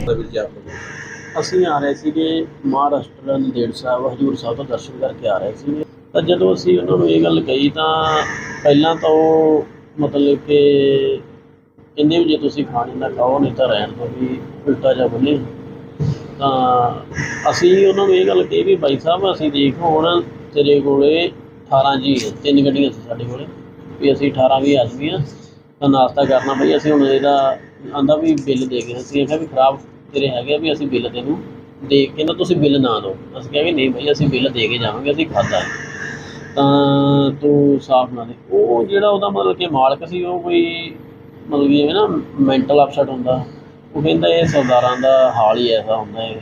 ਉਹ ਚੀਜ਼ ਮਤਲਬ ਕਿ ਉਹਨੇ ਬੋਲਿਆ ਅਤੇ ਉਹਨਾਂ ਦੇ ਨਾਲ 6-7 ਵਰਕਰ ਸੀਗੇ ਢਾਬੇ ਤੋਂ, ਸਾਰੇ ਸਾਡੇ ਗੱਲ ਪੈ ਗਏ ਬਿਨਾਂ ਗੱਲਬਾਤ ਤੋਂ। ਅਤੇ ਅਸੀਂ ਬਸ ਇਹ ਕਿਹਾ ਸੀਗਾ ਕਿ ਫੂਡ ਸਪਲਾਈ ਵਾਲਿਆਂ ਨੂੰ ਬੁਲਾ ਕੇ ਅਸੀਂ ਤੁਹਾਡਾ ਸੈਂਪਲ ਭਰਾਵਾਂਗੇ ਜੇ ਤੁਸੀਂ ਮਤਲਬ ਕਿ ਇੱਦਾਂ ਕਰਦੇ ਹੋ ਬਹਿਸਬਾਜ਼ੀ 'ਚ। ਤਾਂ ਬਾਅਦ 'ਚ ਜਦੋਂ ਉਹ ਬੰਦੇ ਨੇ ਇੱਦਾਂ ਇਹ ਗੱਲ ਕਹੀ ਤਾਂ ਅਸੀਂ ਵਾਪਸ ਆ ਗਏ। ਅਸੀਂ ਆਖਿਆ ਇਹ ਫੂਡ ਸਪਲਾਈ ਵਾਲਿਆਂ ਨੂੰ ਬੁਲਾਉਣੇ, ਤੁਹਾਡਾ ਸੈਂਪਲ ਭਰਾਉਣੇ। ਅਸੀਂ ਨਾ ਥੋੜ੍ਹਾ ਜਿਹਾ ਢਾਬੇ ਤੋਂ ਵਾਪਸ ਆ ਰਹੇ, ਸਾਡੇ ਪਿੱਛੇ ਪਿੱਠ 'ਤੇ ਵਾਰ ਕੀਤਾ ਉਹਨਾਂ ਨੇ। ਪਿੱਠ 'ਤੇ ਵਾਰ ਕੀਤਾ, ਫਿਰ ਅਸੀਂ ਮਤਲਬ ਕਿ ਜਦੋਂ ਪਿੱਠ 'ਤੇ ਵਾਰ ਕੀਤਾ ਉਸ ਟਾਈਮ 'ਤੇ ਲੜਾਈ ਹੋ ਗਈ, ਝਗੜਾ ਹੋ ਗਿਆ। ਫਿਰ ਉਹਨਾਂ ਨੇ ਬੰਦੇ ਹੋਰ ਵੀ ਬੁਲਾ ਲਏ ਆਪਦੇ। ਆਹ ਵੇਖੋ ਵੀ ਆਹ ਹਰਿਆਣੇ ਚ ਅੰਬਾਲੇ ਦੇ ਲਾਗੇ ਸਾਡੇ ਭਰਾ ਦੇ ਗੱਲ ਪੈ ਗਏ। ਸਰਦਾਰ ਵੀਰ ਸਾਡਾ ਭਰਾ ਆ, ਉਹਨਾਂ ਨੂੰ ਸਿਰ ਪਾੜ ਤੇ ਇਹਨਾਂ ਦੇ। ਇਸ ਦਰਮਿਆਨ ਸਿੱਖ ਪਰਿਵਾਰ ਦਾ ਬਿਆਨ ਲੈਣ ਪਹੁੰਚੇ ASI ਦਲੇਰ ਸਿੰਘ ਨੇ ਦੱਸਿਆ ਕਿ ਡਾਇਲ 112 ਤੇ ਸਾਨੂੰ ਸੂਚਨਾ ਮਿਲੀ ਸੀ ਕਿ ਸਿੱਖ ਪਰਿਵਾਰ ਦੇ ਨਾਲ ਝਗੜਾ ਹੋਇਆ, ਮਾਰ ਕੁਟਾਈ ਹੋਈ ਹੈ। ਪਰਿਵਾਰ ਹਜ਼ੂਰ ਸਾਹਿਬ ਤੋਂ ਵਾਪਸ ਆਪਣੇ ਘਰੇ ਮੋਹਾਲੀ ਪੰਜਾਬ ਜਾ ਰਿਹਾ ਸੀ ਤੇ ਢਾਬੇ ਤੇ ਨੀਲਕੰਠ ਢਾਬੇ ਤੇ ਘਟਨਾ ਵਾਪਰੀ ਹੈ। ਉਸ ਤੋਂ ਬਾਅਦ ਪਰਿਵਾਰ ਨੂੰ ਜ਼ਖਮੀ ਹਾਲਤ ਵਿੱਚ ਹਸਪਤਾਲ ਪਹੁੰਚਾਇਆ ਗਿਆ। ਉਹਨਾਂ ਕਿਹਾ ਕਿ ਮਾਮਲੇ ਵਿੱਚ ਜੋ ਵੀ ਕਾਰਵਾਈ ਹੋਵੇਗੀ ਉਹ ਕੀਤੀ ਜਾਵੇਗੀ। मौके पर पहुंचे और वहां पर पाया गया कि गुरलाट सिंह, हरप्रीत सिंह और गुरप्रीत सिंह ये और इनके परिवार वाले पीछे से बाहर से कहीं धार्मिक स्थल से आए थे और इन्होंने नीलकंठ ढाबे का खाना खाया था और खाना को लेकर इनका आपस में झगड़ा हो गया था। चोट भी थी, दोनों पक्षों, उनको भी चोट लग रही थी, इनको भी लग रही थी। और जो मौका पर इनको अस्पताल में भिजवा दिया गया था और अभी रुक के आए हैं और रुक का कलेक्ट करके और जैसा और बयान हासिल करके जैसी सूरत हुई कार्रवाई। ਪੰਜਾਬ ਪੁਲਿਸ ਨੇ ਮੱਧ ਪ੍ਰਦੇਸ਼ ਦੇ ਖਰਗੋਨ ਜ਼ਿਲ੍ਹੇ ਦੇ ਵਿੱਚ 3 ਗੈਰ ਕਾਨੂੰਨੀ ਹਥਿਆਰਾਂ ਦੀ ਸਪਲਾਈ ਕਰਨ ਵਾਲਿਆਂ ਨੂੰ ਗ੍ਰਿਫਤਾਰ ਕੀਤਾ ਤੇ ਉਹਨਾਂ ਦੇ ਕਬਜ਼ੇ ਵਿੱਚੋਂ 63 ਦੇਸੀ ਕੱਟੇ ਬਰਾਮਦ ਕੀਤੇ ਨੇ।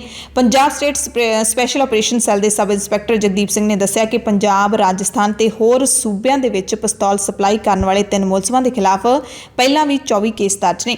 ਪੰਜਾਬ ਦੇ ਅੰਮ੍ਰਿਤਸਰ ਦੀ ਪੁਲਿਸ ਟੀਮ ਨੇ ਸ਼ਨੀਚਰਵਾਰ ਨੂੰ ਖਰਗੋਨ ਦੇ ਕਾਜਲਪੁਰਾ ਰੋਡ ਤੋਂ ਕੈਲਾਸ਼ ਸਿੰਘ, ਸੋਨੂ ਸਿੰਘ ਤੇ ਗੋਰੇ ਲਾਲ ਨੂੰ ਗ੍ਰਿਫਤਾਰ ਕਰਕੇ ਵੱਡੀ ਗਿਣਤੀ ਵਿੱਚ ਪਿਸਤੌਲ ਬਰਾਮਦ ਕੀਤੇ ਨੇ। ਉਹਨਾਂ ਦੱਸਿਆ ਕਿ ਜੈਰਾਮ ਤੇ ਦੀਪਕ ਪ੍ਰਤਾਪ ਨਾਂ ਦੇ 2 ਹੋਰ ਵਿਅਕਤੀਆਂ ਨੂੰ ਪਿਛਲੇ ਮਹੀਨੇ 4 ਪਿਸਤੌਲਾਂ ਸਮੇਤ ਗ੍ਰਿਫਤਾਰ ਕੀਤਾ ਗਿਆ ਸੀ।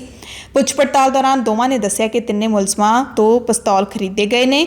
ਖਰਗੋਨ ਦੇ ਪੁਲਿਸ ਸੁਪਰਡੈਂਟ ਧਰਮਵੀਰ ਸਿੰਘ ਨੇ ਦੱਸਿਆ ਕਿ ਪੰਜਾਬ ਪੁਲਿਸ ਨੇ ਇੱਥੇ ਆਪਣੇ ਹਮ ਰੁਤਬਾ ਦੇ ਨਾਲ ਸੰਪਰਕ ਕੀਤਾ ਸੀ ਤੇ ਜਿਨ੍ਹਾਂ ਨੇ ਗ੍ਰਿਫਤਾਰੀਆਂ ਕਰਨ ਵਿੱਚ ਪੰਜਾਬ ਪੁਲਿਸ ਦੀ ਮਦਦ ਕੀਤੀ। ਗੁਰੂਗ੍ਰਾਮ ਦੇ ਪਿੰਡ ਪਾਟਲੀ ਦੇ ਇੱਕ ਕਿਸਾਨ ਦੇ ਨਾਲ ਵੱਡੀ ਲੁੱਟ ਦੀ ਘਟਨਾ ਵਾਪਰੀ ਹੈ। ਪਿੰਡ ਪਾਟਲੀ ਦੇ ਕਿਸਾਨ ਤੋਂ ਲਾਰੈਂਸ ਬਿਸ਼ਨੋਈ ਗਰੋਹ ਦਾ ਮੈਂਬਰ ਦੱਸ ਕੇ 50 ਲੱਖ ਰੁਪਏ ਦੀ ਮੰਗ ਕਰਨ ਦੇ ਦੋਸ਼ ਵਿੱਚ ਇੱਕ ਵਿਅਕਤੀ ਤੇ ਉਸਦੇ 2 ਪੁੱਤਰਾਂ ਖਿਲਾਫ ਪਰਚਾ ਦਰਜ ਹੋਇਆ।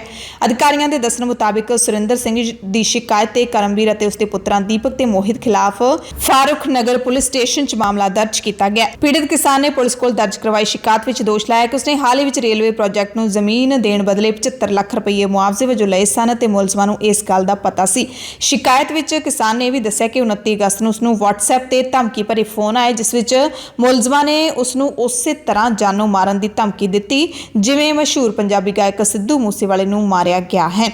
ਯਾਨੀ ਕਿ ਬਿਸ਼ਨੋਈ ਗਰੋਹ ਦੇ ਮੈਂਬਰ ਬਣ ਕੇ ਕਿਸਾਨ ਨੂੰ ਫਰੌਤੀ ਲਈ ਮੂਸੇਵਾਲੇ ਵਾਂਗ ਕਤਲ ਕਰਨ ਦੀ ਧਮਕੀ ਦਿੱਤੀ ਜਿਸ ਕਾਰਨ ਪਿਓ ਤੇ ਪੁੱਤਰਾਂ ਖਿਲਾਫ ਕੇਸ ਦਰਜ ਕੀਤਾ ਗਿਆ ਹੈ। ਹਾਲਾਂਕਿ ਕਿਸਾਨ ਦੇ ਖਿਲਾਫ ਵੱਡੀ ਲੁੱਟ ਦੀ ਘਟਨਾ ਹੋਣ ਤੋਂ ਬਚ ਗਈ। 50 ਲੱਖ ਰੁਪਏ ਉਹ ਮੰਗ ਰਹੇ ਸੀ। ਗੁਰੂਗ੍ਰਾਮ ਵਾਲਾ ਕਿਸਾਨ ਤਾਂ ਬਚ ਗਿਆ ਪਰ ਪੰਜਾਬ ਦੇ ਖੰਨਾ ਦੇ ਵਿੱਚ ਕਿਸਾਨ ਤੋਂ 25 ਲੱਖ ਰੁਪਏ ਫਿਲਮੀ ਅੰਦਾਜ਼ ਦੇ ਵਿੱਚ ਲੁੱਟ ਲਏ ਗਏ। ਪਿੰਡ ਰੋਣੋ ਖੁਰਦ ਦੇ ਵਿੱਚ ਲੁਟੇਰਿਆਂ ਨੇ ਫਿਲਮੀ ਅੰਦਾਜ਼ ਦੇ ਵਿੱਚ 25 ਲੱਖ ਦੀ ਲੁੱਟ ਦੀ ਵਾਰਦਾਤ ਨੂੰ ਅੰਜਾਮ ਦਿੱਤਾ। ਦਰਅਸਲ ਤੜਕਸਾਰ ਲੁਟੇਰੇ ਕਿਸਾਨ ਸੱਜਣ ਸਿੰਘ ਦੇ ਘਰੇ ਪਹੁੰਚੇ। ਇਨਕਮ ਟੈਕਸ ਦੇ ਅਧਿਕਾਰੀ ਹੋਣ ਦਾ ਹਵਾਲਾ ਦੇ ਕੇ ਸੱਜਣ ਸਿੰਘ ਤੇ ਪਿਸਤੌਲ ਤਾਣੀ ਤੇ ਪੂਰੇ ਘਰ ਦੀ ਤਲਾਸ਼ੀ ਲਈ। ਕਿਸਾਨ ਦੇ ਘਰ ਵਿੱਚ 25 ਲੱਖ ਦੀ ਨਗਦੀ ਪਈ ਸੀ ਜਿਸ ਨੂੰ ਲੈ ਕੇ ਉਹ ਰਫੂ ਚੱਕਰ ਹੋ ਗਏ। ਕਿਸਾਨ ਮੁਤਾਬਿਕ ਉਸਨੇ ਜ਼ਮੀਨ ਵੇਚੀ ਸੀ, ਰਕਮ ਘਰੇ ਰੱਖੀ ਹੋਈ ਸੀ ਤੇ ਕਿਸੇ ਹੋਰ ਜ਼ਮੀਨ ਦਾ ਸੌਦਾ ਕਰਨਾ ਸੀ ਪਰ ਤੜਕਸਾਰ ਪਹੁੰਚੇ ਬਦਮਾਸ਼ ਨਗਦੀ ਲੈ ਕੇ ਫਰਾਰ ਹੋ ਗਏ। ਲੁਟੇਰਿਆਂ ਵੱਲੋਂ ਲੁੱਟੇ ਜਾਣ ਤੋਂ ਬਾਅਦ ਪੀੜਤ ਕਿਸਾਨ ਨੇ ਪੁਲਿਸ ਨੂੰ ਸੂਚਿਤ ਕਰ ਦਿੱਤਾ। ਪੁਲਿਸ ਨੇ ਦੱਸਿਆ ਕਿ ਲੁਟੇਰਿਆਂ ਦੀ ਕਾਰ ਦੀ CCTV ਫੁਟੇਜ ਮਿਲ ਚੁੱਕੀ ਹੈ ਪਰ ਉਹ ਗਿਣਤੀ ਵਿੱਚ ਕਿੰਨੇ ਸਨ ਫਿਲਹਾਲ ਇਸ ਬਾਬਤ ਕੁਝ ਵੀ ਸਪਸ਼ਟ ਨਹੀਂ ਕਿਹਾ ਜਾ ਸਕਦਾ ਪਰ ਛੇਤੀ ਹੀ ਲੁਟੇਰਿਆਂ ਨੂੰ ਕਾਬੂ ਕਰਨ ਦਾ ਦਾਅਵਾ ਪੁਲਿਸ ਨੇ ਕੀਤਾ ਹੈ। ਪੰਜਾਬ ਹਰਿਆਣਾ ਹਾਈ ਕੋਰਟ ਨੇ ਵਿਆਹ ਦੇ ਇੱਕ ਵਿਵਾਦ ਦਾ ਫੈਸਲਾ ਸੁਣਾਉਂਦੇ ਹੋਏ ਕਿਹਾ ਕਿ ਪਤਨੀ ਨੂੰ ਪੂਰਾ ਜੀਵਨ ਉਸੇ ਤਰ੍ਹਾਂ ਦੇ ਜੀਵਨ ਪੱਧਰ ਨਾਲ ਰਹਿਣ ਦਾ ਪੂਰਾ ਅਧਿਕਾਰ ਹੈ ਜਿਸ ਪੱਧਰ ਨਾਲ ਉਹ ਆਪਣੇ ਪਤੀ ਦੇ ਨਾਲ ਰਹਿ ਰਹੀ ਸੀ। ਦਰਅਸਲ ਪਟੀਸ਼ਨ ਕਰਤਾ ਪਤੀ ਨੇ ਹਾਈ ਕੋਰਟ ਤੋਂ ਫੈਮਿਲੀ ਕੋਰਟ ਦੇ ਉਸ ਹੁਕਮ ਨੂੰ ਰੱਦ ਕਰਨ ਦੀ ਮੰਗ ਕੀਤੀ ਸੀ ਜਿਸ ਵਿੱਚ ਉਸ ਨੂੰ ਪਤਨੀ ਨੂੰ 3000 ਰੁਪਏ ਪ੍ਰਤੀ ਮਹੀਨਾ ਗੁਜ਼ਾਰਾ ਭੱਤਾ ਦੇਣ ਲਈ ਕਿਹਾ ਗਿਆ ਸੀ। ਪਟੀਸ਼ਨਰ ਨੇ ਹਾਈ ਕੋਰਟ ਨੂੰ ਕਿਹਾ ਕਿ ਫੈਮਿਲੀ ਕੋਰਟ ਦਾ ਇਹ ਫੈਸਲਾ ਸਹੀ ਨਹੀਂ ਹੈ ਪਰ ਹਾਈ ਕੋਰਟ ਦੇ ਬੈਂਚ ਨੇ ਇਹ ਪਟੀਸ਼ਨ ਖਾਰਿਜ ਕਰਦਿਆਂ ਕਿਹਾ ਕਿ ਪਤਨੀ ਉਸੇ ਤਰ੍ਹਾਂ ਦੇ ਜੀਵਨ ਪੱਧਰ ਦੀ ਹੱਕਦਾਰ ਹੈ ਜਿਸ ਤਰ੍ਹਾਂ ਉਹ ਆਪਣੇ ਪਤੀ ਨਾਲ ਰਹਿ ਰਹੀ ਸੀ। ਪਟੀਸ਼ਨਰ ਦੇ ਵਕੀਲ ਨੇ ਹਾਈ ਕੋਰਟ ਨੂੰ ਇਹ ਵੀ ਦੱਸਿਆ ਕਿ ਪਤੀ ਨੇ ਪਤਨੀ ਨੂੰ ਕਦੇ ਵੀ ਆਪਣੇ ਨਾਲ ਰਹਿਣ ਤੋਂ ਇਨਕਾਰ ਨਹੀਂ ਕੀਤਾ, ਨਾ ਹੀ ਉਸ ਨੂੰ ਨਜ਼ਰ ਅੰਦਾਜ਼ ਕੀਤਾ ਤੇ ਨਾ ਹੀ ਉਸ ਨੂੰ ਆਪਣੇ ਨਾਲ ਰੱਖਣ ਤੋਂ ਕਦੇ ਵੀ ਮਨਾ ਕੀਤਾ। ਅਜਿਹੇ ਹਾਲਾਤਾਂ ਦੇ ਵਿੱਚ ਪਤੀ ਪਤਨੀ ਨੂੰ ਮਹੀਨਾਵਾਰ ਗੁਜ਼ਾਰਾ ਭੱਤਾ ਦੇਣ ਲਈ ਜ਼ਿੰਮੇਦਾਰ ਨਹੀਂ ਹੋਣਾ ਚਾਹੀਦਾ ਕਿਉਂਕਿ ਪਤਨੀ ਨੇ ਪਤੀ ਨੂੰ ਬਿਨਾਂ ਕਿਸੇ ਕਾਰਨ ਛੱਡਿਆ ਹੈ। ਜਦਕਿ ਦੂਸਰੇ ਪਾਸੇ ਪਤਨੀ ਦੇ ਪੱਖ ਦਾ ਕਹਿਣਾ ਸੀ ਕਿ ਪਤੀ ਤੇ ਉਸਦਾ ਪਰਿਵਾਰ ਔਰਤ ਨਾਲ ਦੁਰਵਿਵਹਾਰ ਕਰਦੇ ਸੀ, ਮਾਨਸਿਕ ਤੇ ਸਰੀਰਕ ਤੌਰ ਤੇ ਤੰਗ ਪਰੇਸ਼ਾਨ ਕਰਦੇ ਸੀ ਕਿਉਂਕਿ ਆਪਣੇ ਕੇ ਘਰੋਂ ਘੱਟ ਦਾਜ ਲੈ ਕੇ ਆਈ ਸੀ। ਔਰਤ ਦੇ ਪਤੀ ਤੇ ਸਹੁਰੇ ਵਾਲਿਆਂ ਨੇ ਉਸ ਨੂੰ ਆਪਣੀ ਬਿਊਟੀ ਪਾਰਲਰ ਦਾ ਕਾਰੋਬਾਰ ਵਧਾਉਣ ਦੇ ਲਈ ਨਾਨਕੇ ਘਰੋਂ 50000 ਰੁਪਏ ਹੋਰ ਲਿਆਉਣ ਲਈ ਵੀ ਮਜਬੂਰ ਕੀਤਾ ਸੀ।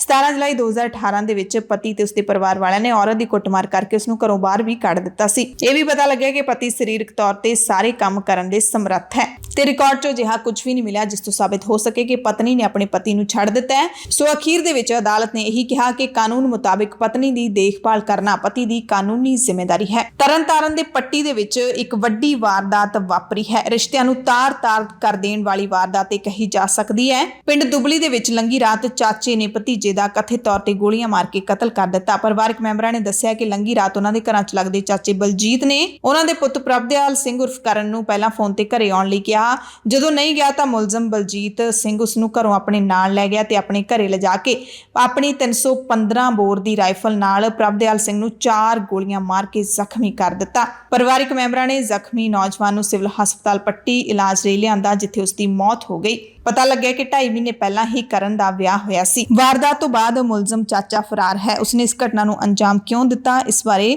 ਜ਼ਿਆਦਾ ਜਾਣਕਾਰੀ ਨਹੀਂ ਮਿਲ ਸਕੀ। ਗੁਰਦਾਸਪੁਰ ਤੋਂ ਵੀ ਪਰੇਸ਼ਾਨ ਕਰਨ ਵਾਲੀ ਘਟਨਾ ਸਾਹਮਣੇ ਆਈ ਹੈ ਜਿੱਥੇ 5 ਕਿਲੋਮੀਟਰ ਦੂਰ ਤਿੱਬੜੀ ਛਾਉਣੀ ਦੇ ਵਿੱਚ 2022-23 ਲਈ ਚੱਲ ਰਹੀ ਅਗਨੀਵੀਰ ਭਰਤੀ ਰੈਲੀ ਦੌਰਾਨ ਲੰਬੀ ਦੌੜ ਵਿੱਚ ਨੌਜਵਾਨ ਬੇਹੋਸ਼ ਹੋ ਕੇ ਡਿੱਗ ਪਿਆ। ਉਸ ਨੂੰ ਤੁਰੰਤ ਛਾਉਣੀ ਅੰਦਰ ਸਥਿਤ ਮਿਲਟਰੀ ਹਸਪਤਾਲ ਲਿਜਾਇਆ ਗਿਆ ਜਿੱਥੇ ਡਾਕਟਰਾਂ ਨੇ ਉਸ ਨੂੰ ਮ੍ਰਿਤਕ ਐਲਾਨ ਦਿੱਤਾ। ਨੌਜਵਾਨ ਦੀ ਪਛਾਣ ਅਸ਼ਵਨੀ ਕੁਮਾਰ ਪੁੱਤਰ ਬਲਕਾਰ ਚੰਦ ਵਾਸੀ ਪਿੰਡ ਅਖਰੋਟਾ ਪੁਲਿਸ ਸਟੇਸ਼ਨ ਤਾਰਾਗੜ੍ਹ ਜ਼ਿਲ੍ਹਾ ਪਠਾਨਕੋਟ ਵਜੋਂ ਹੋਈ ਹੈ। ਅੰਮ੍ਰਿਤਸਰ ਪੁਲਿਸ ਨੇ 에ਅਰਪੋਰਟ ਤੋਂ 2 ਜਣਿਆਂ ਨੂੰ ਗ੍ਰਿਫਤਾਰ ਕੀਤਾ ਹੈ। 33 ਲੱਖ ਦੀ ਵਿਦੇਸ਼ੀ ਕਰੰਸੀ ਇਹਨਾਂ ਕੋਲੋਂ ਬਰਾਮਦ ਹੋਈ ਹੈ।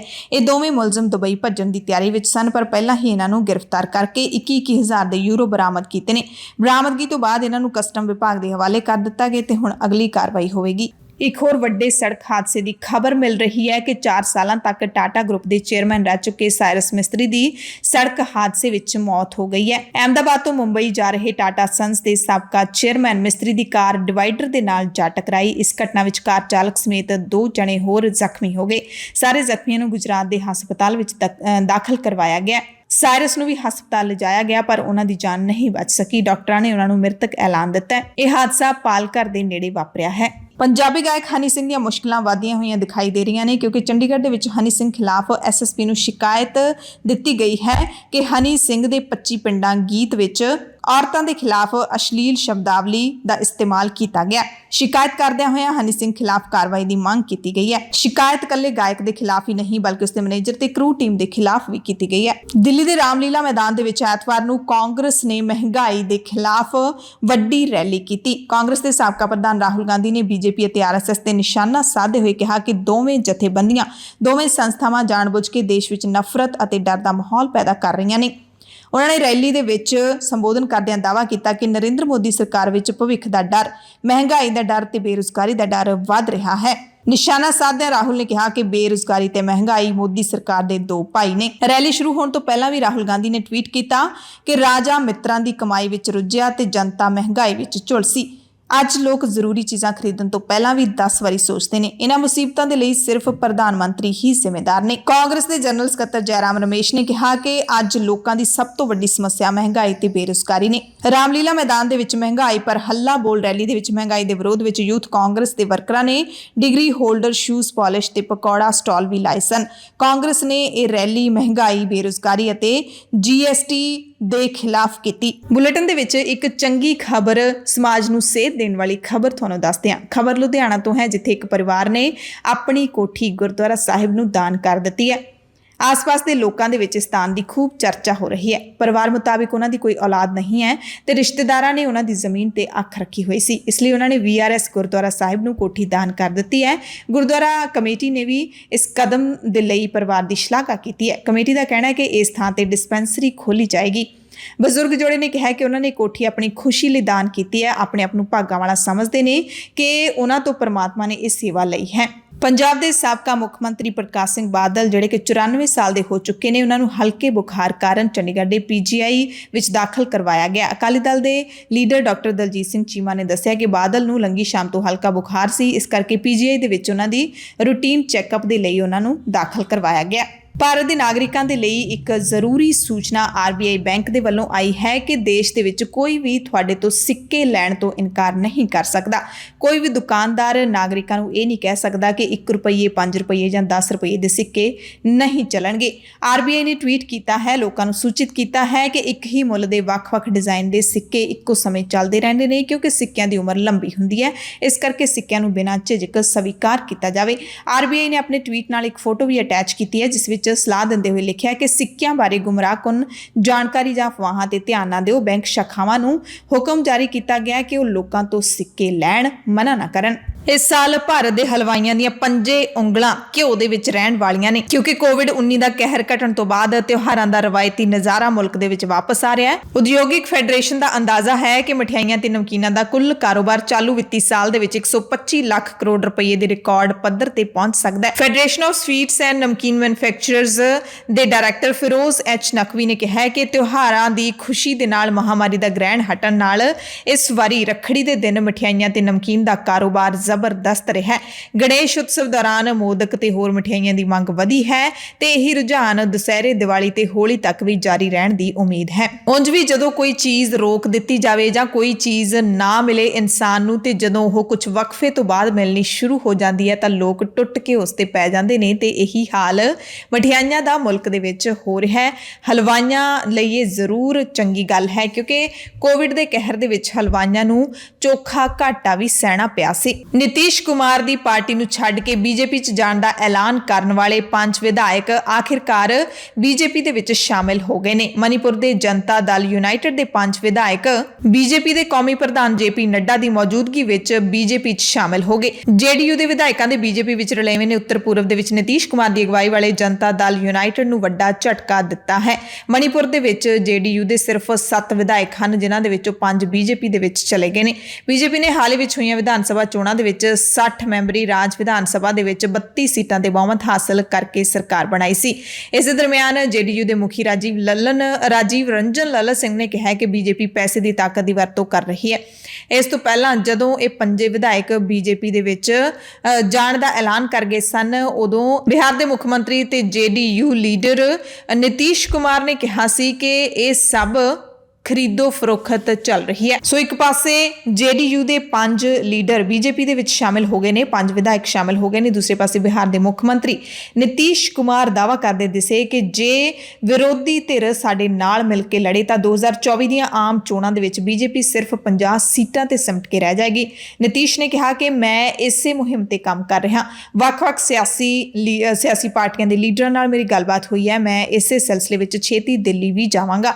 ਉਹਨਾਂ ਕਿਹਾ ਕਿ ਲਲਨ ਸਿੰਘ ਤਾਂ 150 ਸੀਟਾਂ ਬੋਲ ਰਹੇ ਨੇ, ਪਰ ਬੀਜੇਪੀ 50 ਸੀਟਾਂ ਦੇ ਅੰਦਰ ਹੀ ਸਿਮਟ ਜਾਏਗੀ। ਯੂਪੀ ਤੋਂ ਖਬਰ ਹੈ, ਜਿੱਥੇ ਕਿਸੇ ਵੇਲੇ ਦੀ ਖੌਫਨਾਕ ਮਹਿਲਾ ਡਾਕੂ ਸਰਲਾ ਜਾਟਵ ਨੂੰ ਆਖਿਰਕਾਰ 17 ਸਾਲਾਂ ਬਾਅਦ ਇਟਾਵਾ ਜੇਲ੍ਹ ਚੋਂ ਰਿਹਾ ਕਰ ਦਿੱਤਾ ਗਿਆ। ਇਟਾਵਾ ਜੇਲ੍ਹ ਦੇ ਸੁਪਰਡੈਂਟ ਰਾਮ ਧਨੀ ਸਿੰਘ ਨੇ ਦੱਸਿਆ ਕਿ ਜਾਟਵ ਨੂੰ ਅਦਾਲਤ ਦੇ ਹੁਕਮਾਂ ਤੇ ਰਿਹਾ ਕੀਤਾ ਗਿਆ ਤੇ ਰਿਹਾਈ ਤੋਂ ਬਾਅਦ ਜੇਲ੍ਹ ਦੇ ਬਾਹਰ ਇਕੱਠੇ ਹੋਏ ਪੱਤਰਕਾਰਾਂ ਦੇ ਨਾਲ ਗੱਲਬਾਤ ਕੀਤੇ ਬਿਨਾਂ ਹੀ ਉਹ ਆਪਣੇ ਪਰਿਵਾਰਕ ਮੈਂਬਰਾਂ ਦੇ ਨਾਲ ਜੇਲ੍ਹ ਛੱਡ ਕੇ ਚਲੀ ਗਈ। ਡਾਕੂ ਸੁੰਦਰੀ ਵਜੋਂ ਮਸ਼ਹੂਰ ਜਾਟਵ ਨੂੰ ਉਮਰ ਕੈਦ ਦੀ ਸਜ਼ਾ ਸੁਣਾਈ ਗਈ ਸੀ। 2005 ਦੇ ਵਿੱਚ ਇਟਾਵਾ ਰੇਲਵੇ ਸਟੇਸ਼ਨ ਤੋਂ ਉਸ ਵਕਤ ਜਾਟਵ ਨੂੰ ਗ੍ਰਿਫਤਾਰ ਕੀਤਾ ਗਿਆ ਸੀ ਜਦੋਂ ਉਹ ਰੇਲ ਗੱਡੀ ਤੇ ਚੜ੍ਹਨ ਦੀ ਕੋਸ਼ਿਸ਼ ਕਰ ਰਹੀ ਸੀ। ਉਸ ਦਾ ਨਾਮ ਕਤਲ ਦੀ ਕੋਸ਼ਿਸ਼, ਅਗਵਾ, ਜਬਰੀ ਵਸੂਲੀ ਸਣੇ ਕਈ ਮਾਮਲਿਆਂ ਵਿੱਚ ਦਰਜ ਸੀ। ਉਹਦੇ ਸਿਰ ਤੇ 1 ਲੱਖ ਰੁਪਏ ਦਾ ਇਨਾਮ ਵੀ 17 ਸਾਲ ਪਹਿਲਾਂ ਐਲਾਨਿਆ ਗਿਆ ਸੀ। ਜਾਟਵ ਨੂੰ ਡਾਕੂ ਨਿਰਭੈ ਗੁੱਜਰ ਨੇ ਉਦੋਂ ਅਗਵਾ ਕਰ ਲਿਆ ਸੀ ਜਦੋਂ ਉਹ ਸਿਰਫ 11 ਸਾਲ ਦੀ ਸੀ। 14 ਸਾਲ ਦੀ ਉਮਰ ਦੇ ਵਿੱਚ ਉਸ ਦਾ ਵਿਆਹ ਨਿਰਭੈ ਗੁੱਜਰ ਦੇ ਗੋਦਲੇ ਪੁੱਤਰ ਸ਼ਿਆਮ ਨਾਲ ਹੋ ਗਿਆ ਸੀ ਤੇ ਉਹ ਨਿਰਭੈ ਗੁੱਜਰ ਦੇ ਗੈਂਗ ਦੀ ਸਰਗਰਮ ਮੈਂਬਰ ਸੀ ਤੇ ਡਾਕੂ ਸੁੰਦਰੀ ਇਸ ਕਰਕੇ ਉਹਨੂੰ ਕਿਹਾ ਜਾਂਦਾ ਸੀ ਸਰਲਾ ਜਾਟਵ ਨੂੰ, ਕਿਉਂਕਿ ਉਹ ਕਾਫੀ ਫੈਸ਼ਨ ਪ੍ਰਸਤ ਰਹੀ ਹੈ। ਕੇਰਲਾ ਤੋਂ ਖਬਰ ਹੈ, ਜਿੱਥੇ CPIM ਦੀ ਕੇਰਲਾ ਇਕਾਈ ਉਹਨਾਂ ਰਿਪੋਰਟਾਂ ਤੋਂ ਬਾਅਦ ਵਿਵਾਦਾਂ ਦੇ ਵਿੱਚ ਘਿਰ ਗਈ ਹੈ, ਜਿਨ੍ਹਾਂ ਵਿੱਚ ਕਿਹਾ ਗਿਆ ਕਿ ਉਸਨੇ ਕੇਰਲਾ ਦੀ ਸਾਬਕਾ ਸਿਹਤ ਮੰਤਰੀ ਕੇ ਸ਼ੈਲਜਾ ਨੂੰ 2022 ਦੇ ਲਈ ਵਕਾਰੀ ਮੈਗਸੈਸੇ ਪੁਰਸਕਾਰ ਲੈਣ ਦੀ ਇਜਾਜ਼ਤ ਨਹੀਂ ਦਿੱਤੀ। ਸ਼ੈਲਜਾ ਨੂੰ ਜਨ ਸਿਹਤ ਪ੍ਰਤੀ ਉਹਨਾਂ ਦੀਆਂ ਸੇਵਾਵਾਂ ਲਈ 64ਵੇਂ ਮੈਗਸੈਸੇ ਅਵਾਰਡ ਦੇ ਲਈ ਮੈਗਸੈਸੇ ਪੁਰਸਕਾਰ ਫਾਊਂਡੇਸ਼ਨ ਨੇ ਚੁਣਿਆ ਸੀ, ਕਿਉਂਕਿ ਸੂਬੇ ਨੇ ਨਿਪਾਹ ਦੇ ਪ੍ਰਕੋਪ ਦੇ ਨਾਲ ਪ੍ਰਭਾਵਸ਼ਾਲੀ ਢੰਗ ਨਾਲ ਨਜਿੱਠਣ ਦੇ ਲਈ ਵਿਸ਼ਵ ਪੱਧਰ ਤੇ ਪ੍ਰਸ਼ੰਸਾ ਖੱਟੀ ਸੀ। ਕੋਵਿਡ ਮਹਾਮਾਰੀ ਲਈ ਵੀ ਉਹਨਾਂ ਦਾ ਕੰਮ ਦੁਨੀਆ ਨੇ ਦੇਖਿਆ ਸੀ। ਫਾਊਂਡੇਸ਼ਨ ਨੇ ਜੁਲਾਈ 2022 ਦੇ ਅੰਤ ਵਿੱਚ ਸ਼ੈਲਜਾ ਨੂੰ ਪੁਰਸਕਾਰ ਲਈ ਈਮੇਲ ਰਾਹੀਂ ਸੂਚਿਤ ਕੀਤਾ ਸੀ ਤੇ ਪੁਰਸਕਾਰ ਸਵੀਕਾਰ ਕਰਨ ਦੇ ਵਿੱਚ ਉਹਨਾਂ ਦੀ ਹਾਮੀ ਵੀ ਚਾਹੁੰਦਾ ਸੀ ਤੇ ਕਾਫੀ ਵਿਚਾਰ ਵਟਾਂਦਰੇ ਤੋਂ ਬਾਅਦ ਪਾਰਟੀ ਨੇ ਉਹਨਾਂ ਨੂੰ ਪੁਰਸਕਾਰ ਸਵੀਕਾਰ ਨਾ ਕਰਨ ਲਈ ਕਹਿ ਦਿੱਤਾ। CPIM ਦੇ ਸੀਨੀਅਰ ਲੀਡਰ ਮੁਤਾਬਿਕ ਪਾਰਟੀ ਦਾ ਵਿਚਾਰ ਹੈ ਕਿ ਸ਼ੈਲਜਾ ਪਾਰਟੀ ਵੱਲੋਂ ਸੌਂਪੀ ਗਈ ਡਿਊਟੀ ਨੂੰ ਪੂਰਾ ਕਰ ਰਹੀ ਹੈ, ਇਸ ਵਿੱਚ ਉਸਨੇ ਕੋਈ ਹੋਰ ਖਾਸ ਕੋਸ਼ਿਸ਼ ਨਹੀਂ ਕੀਤੀ ਤੇ ਪਾਰਟੀ ਇਹ ਵੀ ਮੰਨਦੀ ਹੈ ਕਿ ਨਿਪਾਹ ਤੇ COVID-19 ਦੇ ਖਿਲਾਫ ਸਾਰਿਆਂ ਦਾ ਸਾਂਝਾ ਯਤਨ ਸੀ, ਨਾ ਕਿ ਕਿਸੇ ਇੱਕ ਵਿਅਕਤੀ ਦੀ ਕੋਸ਼ਿਸ਼ ਸੀ। ਇਸ ਕਰਕੇ ਇੱਕ ਜਣੇ ਨੂੰ ਪੁਰਸਕਾਰ ਲੈਣ ਦੀ ਕੋਈ ਲੋੜ ਨਹੀਂ ਹੈ। ਹਾਲਾਂਕਿ ਪਾਰਟੀ ਦੇ ਕਈ ਹਮਦਰਦ ਨਿੱਜੀ ਤੌਰ ਤੇ ਸਵੀਕਾਰ ਕਰਦੇ ਨੇ ਕਿ ਪਾਰਟੀ ਦੇ ਲਈ ਚੰਗਾ ਮੌਕਾ ਸੀ। ਇਸ ਤੋਂ ਪਹਿਲਾਂ ਪਾਰਟੀ ਨੇ ਜਯੋਤੀ ਬਾਸੂ ਨੂੰ ਪ੍ਰਧਾਨ ਮੰਤਰੀ ਦਾ ਅਹੁਦਾ ਨਾ ਲੈਣ ਦਾ ਹੁਕਮ ਦੇ ਕੇ ਵੀ ਬੱਜਰ ਗਲਤੀ ਕੀਤੀ ਸੀ। ਹੈਰਾਨੀ ਦੀ ਗੱਲ ਇਹ ਹੈ ਕਿ ਲੰਘੇ ਸਾਲ ਜਦੋਂ ਸੂਬੇ ਵਿੱਚ ਖੱਬੇ ਪੱਖੀਆਂ ਦੀ ਮੁੜ ਸਰਕਾਰ ਬਣੀ ਤਾਂ ਇੰਨਾ ਵਧੀਆ ਕੰਮ ਕਰਨ ਦੇ ਬਾਵਜੂਦ ਸ਼ੈਲਜਾ ਨੂੰ ਮੰਤਰੀ ਨਹੀਂ ਬਣਾਇਆ ਗਿਆ। 5 ਸਤੰਬਰ ਸੋਮਵਾਰ ਤੋਂ ਅਮਰੀਕਾ ਭਾਰਤ 2+2 ਇੰਟਰਨੈਸ਼ਨਲ ਮੀਟਿੰਗ ਹੋਵੇਗੀ। ਸਮੁੰਦਰੀ ਸੁਰੱਖਿਆ ਗੱਲਬਾਤ ਦੇ ਵਿੱਚ ਹਿੱਸਾ ਲੈਣ ਦੇ ਲਈ ਅਮਰੀਕਾ ਦੇ ਸੀਨੀਅਰ ਅਧਿਕਾਰੀਆਂ ਦਾ ਗਰੁੱਪ ਅਗਲੇ ਹਫ਼ਤੇ ਭਾਰਤ ਦਾ ਦੌਰਾ ਕਰੇਗਾ, ਯਾਨੀ ਕਿ ਕੱਲ ਤੋਂ, ਤੇ ਇਹ ਗੱਲਬਾਤ 5 ਤੋਂ 8 ਸਤੰਬਰ ਤੱਕ ਚੱਲੇਗੀ। ਬਿਹਾਰ ਤੋਂ ਅਪਰਾਧ ਦੇ ਨਾਲ ਜੁੜੀ ਖਬਰ ਹੈ, ਜਿੱਥੇ ਰੋਹਤਾਸ ਜ਼ਿਲ੍ਹੇ ਦੇ ਵਿੱਚ ਕੌਮੀ ਜਨਤਾ ਦਲ ਦੇ ਲੀਡਰ ਵਿਜੇਂਦਰ ਯਾਦਵ ਨੂੰ ਗੋਲੀ ਮਾਰ ਕੇ ਕਤਲ ਕਰ ਦਿੱਤਾ ਗਿਆ। ਯਾਦਵ ਦਾ ਕਤਲ ਕਰਕਰ ਦੇ ਨਿਮਧਾਰਾ ਦੇ ਨੇੜੇ ਹੋਇਆ। ਮੰਨਿਆ ਜਾ ਰਿਹਾ ਕਿ ਸ਼ਨੀਚਰਵਾਰ ਨੂੰ ਸਥਾਨਕ ਸਹਿਕਾਰੀ ਸਮਿਤੀ ਦੇ ਪ੍ਰਧਾਨ ਵਿਜੇਂਦਰ ਯਾਦਵ ਖੇਤੀਬਾੜੀ ਦਾ ਕੰਮਕਾਜ ਦੇਖਣ ਲਈ ਆਪਣੇ ਖੇਤਾਂ ਵੱਲ ਜਾ ਰਹੇ ਸੀ। ਉਸੇ ਵਕਤ ਬਾਈਕ ਸਵਾਰ 6 ਲੋਕਾਂ ਨੇ ਉਹਨਾਂ ਤੇ ਗੋਲੀਆਂ ਵਰਾ ਦਿੱਤੀਆਂ। ਯਾਦਵ ਨੂੰ 2 ਗੋਲੀਆਂ ਲੱਗੀਆਂ, ਇੱਕ ਗੋਲੀ ਸਿਰ ਵਿੱਚ, ਦੂਸਰੀ ਗਰਦਨ ਵਿੱਚ। ਮੌਕੇ ਤੇ ਹੀ ਮੌਤ ਹੋ ਗਈ ਤੇ ਕਤਲ ਦੇ ਲਈ ਪੁਰਾਣੀ ਰੰਜਿਸ਼ ਨੂੰ ਜ਼ਿੰਮੇਦਾਰ ਦੱਸਿਆ ਜਾ ਰਿਹਾ ਹੈ। ਦੂਸਰੇ ਪਾਸੇ ਯੂਪੀ ਦੇ ਮੁੱਖ ਮੰਤਰੀ ਯੋਗੀ ਆਦਿੱਤਿਆਨਾਥ ਸ਼ਨੀਚਰਵਾਰ ਨੂੰ ਇਹ ਬਿਆਨ ਦੇ ਰਹੇ ਸੀ ਕਿ ਸੂਬੇ ਵਿੱਚ ਪਿਛਲੇ 5.5 ਸਾਲਾਂ ਦੇ ਵਿੱਚ ਕੋਈ ਦੰਗਾ ਨਹੀਂ ਹੋਇਆ, ਸੂਬਾ ਦੰਗਾ ਮੁਕਤ ਬਣ ਗਿਆ। ਉਹਨਾਂ ਕਿਹਾ ਕਿ ਸੂਬੇ ਨੂੰ ਵੱਡੇ ਪੱਧਰ ਤੇ ਨਿਵੇਸ਼ ਮਿਲ ਰਿਹਾ ਹੈ, ਰੁਜ਼ਗਾਰ ਵਧ ਰਿਹਾ ਹੈ, ਸੂਬੇ ਵਿੱਚ ਹਾਈਵੇ ਤੇ ਐਕਸਪ੍ਰੈਸ ਵੀ ਬਣ ਰਹੇ ਨੇ। ਮੁੱਖ ਮੰਤਰੀ ਯੋਗੀ ਨੇ ਬਿਜਨੌਰ ਜ਼ਿਲ੍ਹੇ ਦੇ ਵਿੱਚ ਇੱਕ ਰੈਲੀ ਨੂੰ ਸੰਬੋਧਨ ਕਰਦੇ ਹੋਏ ਇਹ ਗੱਲਾਂ ਕਹੀਆਂ। ਯੂਕਰੇਨ ਅਤੇ ਰੂਸ ਦੇ ਵਿੱਚ ਯੁੱਧ 6 ਮਹੀਨਿਆਂ ਤੋਂ ਵੀ ਵੱਧ ਸਮੇਂ ਤੋਂ ਲਗਾਤਾਰ ਜਾਰੀ ਹੈ। ਇਸ ਦਰਮਿਆਨ ਯੂਕਰੇਨ ਦੀ ਫਰਸਟ ਲੇਡੀ ਤੇ ਰਾਸ਼ਟਰਪਤੀ ਵੋਲੋਦੀਮੀਰ ਜ਼ੈਲੈਂਸਕੀ ਦੀ ਪਤਨੀ ਐਲੇਨਾ ਜ਼ੈਲੈਂਸਕੀ ਨੇ BBC ਨੂੰ ਇੱਕ ਇੰਟਰਵਿਊ ਦਿੱਤਾ ਹੈ, ਜਿਸ ਵਿੱਚ ਜ਼ੈਲੈਂਸਕੀ ਨੇ ਬਰਤਾਨੀਆ ਨੂੰ ਦੋ ਟੁਕ ਜਵਾਬ ਦਿੰਦੇ ਹੋਏ ਕਿਹਾ ਹੈ ਕਿ ਤੁਸੀਂ ਸਿੱਕੇ ਗਿਣ ਰਹੇ ਹੋ ਪਰ ਯੂਕਰੇਨ ਲਾਸ਼ਾਂ ਦੀ ਗਿਣਤੀ ਕਰ ਰਿਹਾ ਹੈ। ਐਲੇਨਾ ਜ਼ੈਲੈਂਸਕੀ ਨੇ ਇਸ ਗੱਲ ਤੇ ਜ਼ੋਰ ਦਿੱਤਾ ਇੰਟਰਵਿਊ ਦਰਮਿਆਨ ਕਿ ਯੁੱਧ ਨਾਲ ਹੋ ਰਹੀਆਂ ਜ਼ਿੰਦਗੀਆਂ ਦੇ ਨੁਕਸਾਨ ਨੂੰ ਸਾਹਮਣੇ ਲਿਆਉਂਦੇ ਰਹਿਣਾ ਜ਼ਰੂਰੀ ਹੈ। ਇਸ ਤੋਂ ਪਹਿਲਾਂ ਯੂਕਰੇਨ ਦੇ ਦੌਰੇ ਤੇ ਗਏ ਪ੍ਰਧਾਨ ਮੰਤਰੀ ਬੋਰਿਸ ਜੌਨਸਨ ਨੇ ਕਿਹਾ ਸੀ ਕਿ ਯੂਰਪ ਦੇ ਵਿੱਚ ਪਰਿਵਾਰਾਂ ਨੂੰ ਜੀਵਨ ਸੰਕਟ ਦੀ ਕੀਮਤ ਝੱਲਣੀ ਪਊਗੀ ਤੇ ਰੂਸੀ ਹਮਲੇ ਦੇ ਖਿਲਾਫ ਯੂਕਰੇਨ ਦੇ ਉਹ ਨਾਲ ਖੜੇ ਹੋਣਗੇ। ਅਮਰੀਕਾ ਤੋਂ ਖਬਰ ਹੈ, ਜਿੱਥੇ ਸਾਬਕਾ ਰਾਸ਼ਟਰਪਤੀ ਡੋਨਾਲਡ ਟਰੰਪ ਨੇ ਅਮਰੀਕਾ ਦੇ ਮੌਜੂਦਾ ਰਾਸ਼ਟਰਪਤੀ ਨੂੰ ਦੇਸ਼ ਦਾ ਦੁਸ਼ਮਣ ਦੱਸਦੇ ਹੋਏ FBI ਦੇ ਗਲਤ ਇਸਤੇਮਾਲ ਦਾ ਇਲਜ਼ਾਮ ਲਾਇਆ ਹੈ। ਲੰਘੇ ਮਹੀਨੇ FBI ਨੇ ਡੋਨਾਲਡ ਟਰੰਪ ਦੇ ਫਲੋਰੀਡਾ ਸਥਿਤ ਰਿਜ਼ੋਰਟ ਤੇ ਛਾਪੇਮਾਰੀ ਕੀਤੀ ਸੀ। ਇਸ ਛਾਪੇਮਾਰੀ ਤੋਂ ਬਾਅਦ ਇਹ ਪਹਿਲਾ ਮੌਕਾ ਹੈ ਜਦੋਂ ਟਰੰਪ ਨੇ ਕਿਸੇ ਰੈਲੀ ਨੂੰ ਸੰਬੋਧਨ ਕੀਤਾ। ਪੈਨਸਿਲਵੇਨੀਆ ਦੇ ਵਿੱਚ ਆਪਣੇ ਹਜ਼ਾਰਾਂ ਸਮਰਥਕਾਂ ਨੂੰ ਸੰਬੋਧਨ ਕਰਦੇ ਹੋਏ ਟਰੰਪ ਨੇ ਮੌਜੂਦਾ ਰਾਸ਼ਟਰਪਤੀ ਜੋ ਬਾਈਡਨ ਤੇ ਇਲਜ਼ਾਮ ਲਾਉਂਦੇ ਹੋਏ ਕਿਹਾ ਕਿ ਉਹ ਮੇਰੇ ਖਿਲਾਫ FBI ਦਾ ਗਲਤ ਇਸਤੇਮਾਲ ਕਰ ਰਹੇ ਨੇ। ਟਰੰਪ ਨੇ ਦਾਅਵਾ ਕੀਤਾ ਕਿ ਮੇਰੇ ਖਿਲਾਫ FBI ਨੂੰ ਹਥਿਆਰ ਵਾਂਗੂ ਇਸਤੇਮਾਲ ਕੀਤਾ ਜਾ ਰਿਹਾ ਹੈ। ਡੋਨਾਲਡ ਟਰੰਪ ਇੱਥੇ ਰਿਪਬਲਿਕਨ ਪਾਰਟੀ ਦੇ ਦੋ ਉਮੀਦਵਾਰਾਂ ਨੂੰ ਪ੍ਰਮੋਟ ਕਰਨ ਲਈ ਪਹੁੰਚੇ ਹੋਏ ਸਨ। ਨਾਸਾ ਤੋਂ ਖਬਰ ਹੈ, ਅਮਰੀਕੀ ਪੁਲਾੜ ਏਜੰਸੀ ਨਾਸਾ ਦੀ ਚੰਦਰਮਾ ਤੇ ਰਾਕੇਟ ਭੇਜਣ ਦੀ ਆਰਟੇਮਿਸ 1 ਮੁਹਿੰਮ ਨੂੰ ਫਿਰ ਤੋਂ ਮੁਲਤਵੀ ਕਰਨਾ ਪਿਆ ਹੈ। ਹੁਣ ਇਸ ਦੇ ਲਾਂਚ ਕਰਨ ਦਾ ਸਮਾਂ ਹੋਰ ਅੱਗੇ ਚਲਾ ਗਿਆ। ਸ਼ਨੀਚਰਵਾਰ ਨੂੰ ਰਾਕੇਟ ਨੂੰ ਲਾਂਚ ਕਰਨ ਦੀ ਕੋਸ਼ਿਸ਼ ਕੀਤੀ ਗਈ ਸੀ, ਪਰ ਬਾਲਣ ਲੀਕ ਹੋਣ ਕਰਕੇ ਕਾਰਵਾਈ ਨੂੰ ਟਾਲ ਦਿੱਤਾ ਗਿਆ ਸੀ। ਐਤਵਾਰ ਦੇ ਐਮਰਜੈਂਸੀ ਬੁਲੇਟਿਨ ਦੇ ਵਿੱਚ ਤੁਹਾਡੇ ਸਭ ਤੋਂ ਇਜਾਜ਼ਤ ਚਾਹੁੰਦੇ ਹਾਂ। ਤੁਸੀਂ ਸਾਰੇ ਆਪਣਾ ਧਿਆਨ ਰੱਖਿਓ, ਲੋੜਵੰਦਾਂ ਦੀ ਮਦਦ ਜ਼ਰੂਰ ਕਰਦੇ ਰਿਹਾ ਕਰੋ ਤੇ ਅਫਵਾਹਾਂ ਤੋਂ ਬਚ ਕੇ ਰਿਹਾ ਕਰੋ। ਧੰਨਵਾਦ।